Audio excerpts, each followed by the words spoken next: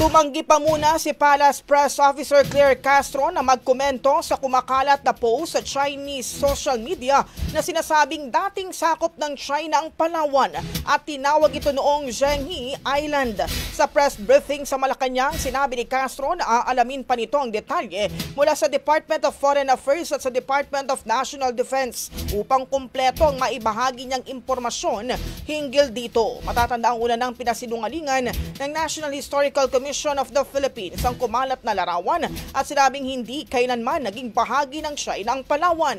Kaugnay nito, muli namang iginiit ni Castro na napakahalaga ng naging desisyon ng International Court of Arbitration noong 2016 dahil ito anyang basihan ng bansa sa paggigiit sa ating karapatan sa teritoryo at maritime rights. Bago ito una nang idiniin ng National Historical Commission of the Philippines na walang katotohanan ang kiniklaim na ito sa China.